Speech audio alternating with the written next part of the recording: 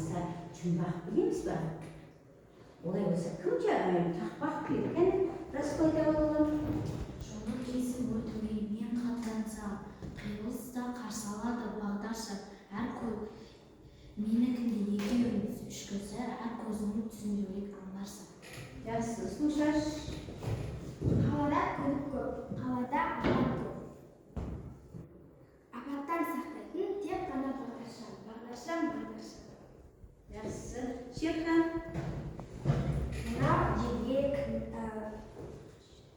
Мына жерге кірмегенің жөн дейді, мына жермен жүрмегенің жөн дейді.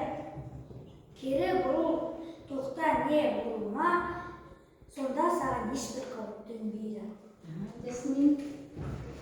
Тоқта досың салмасың, тоқта нұсқан дамайсың. Көше сырын білмейсің, керден қағып жүрмейсің, көшенің гүл тартады. Жақсы. Еркенас. Үлкен кіші қалалы, ой жігіті қаралы, көше жанатын қатал сақ болмайды. Ал Ерасыл. Жұмбақ, көше бойлап аялайды, адам тасы аялайды. Оның жауабы не? Ерасыл? Автобус. Автобус дұрыс па? Иә, әрине. Тағы қайсысын жауап береміз? Еркенас.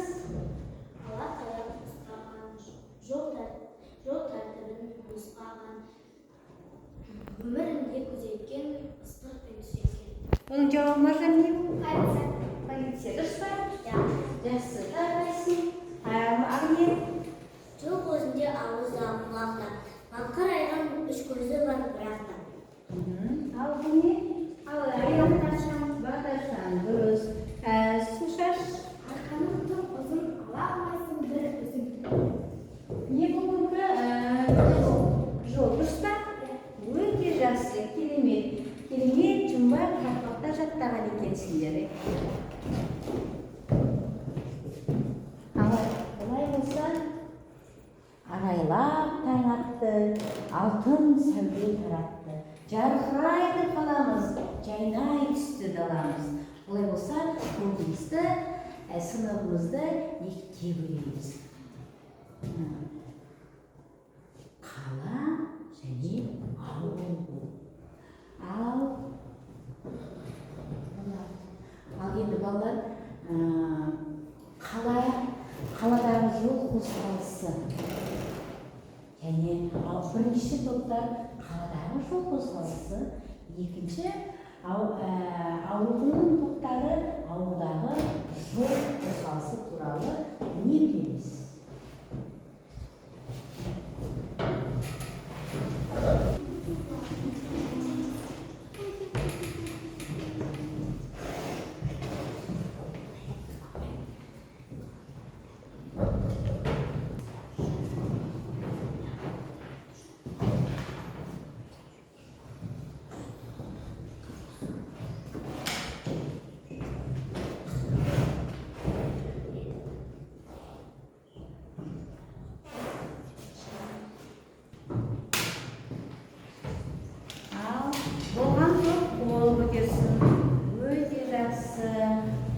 Бірінші ауыл тобы өтерді. Ауыл тобы кім келеді? Қайсысын келіп қорғайсың? Келе ғой.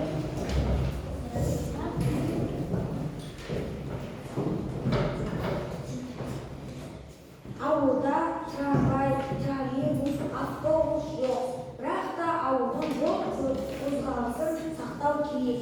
Және де бұлдыр бойында ойнамау қажет. Дұрыс па? Өте жақсы. Қаланың жол ережесі туралы қайсысын не білеміз келе қойды?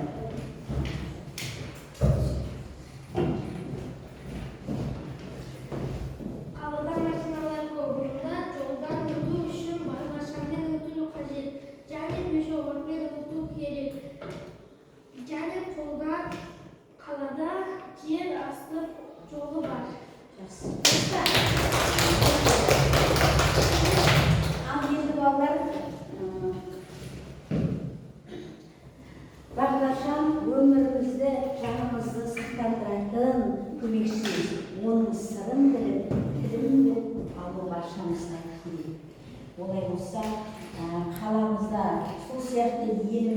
ауылымыздың бәрінде ортақ көше қатынас ережесі енгізілген. Бұл ережені оқушылар да, үлкендер де, барлық жүргізушілер де, көлік жүргізушілер де бұлжытпай орындау керек.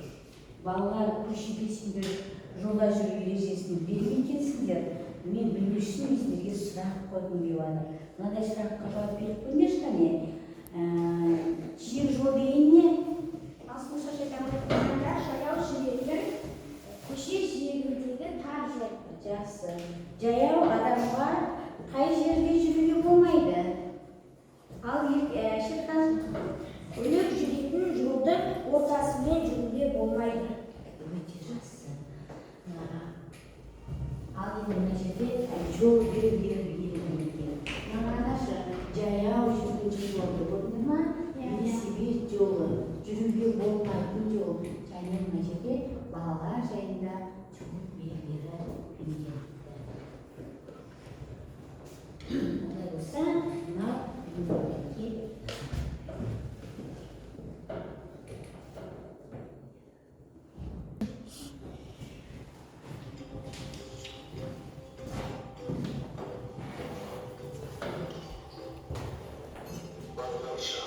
Зебра немесе жер асты жол асфальтталған жолды өтіңіз. Жол өткелде жол жүргізушісі байқаған қажетті тоқтағанда көз жеткізіңіз. Жолдың маңайына ешқашан ойнамаңыз. Тәуліктің қараңғы уақытында ашық түсті киім киіп, дөңгөксіз аумақта балалар ал мына жерде жолда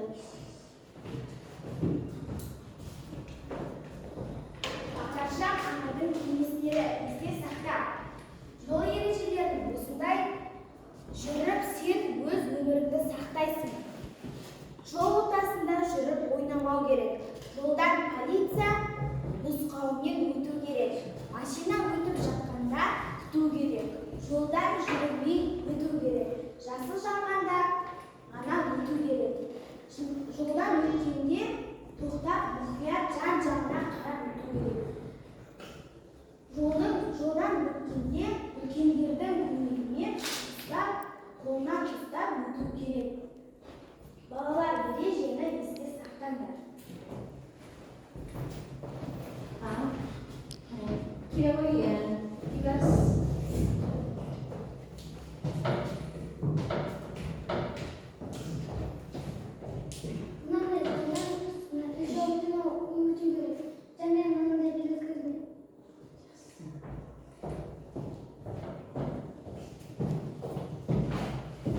Ал енді олай болса, екі, үш.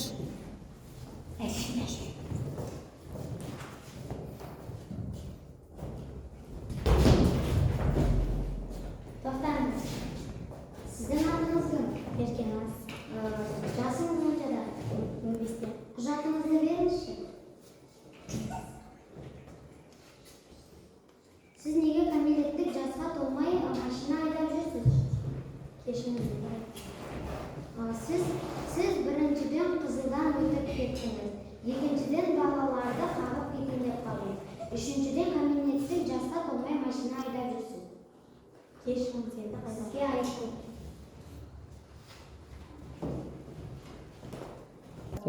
ал балалар шаршадық па? Иә. Кішкене бойымызды серпіп жүреміз ба?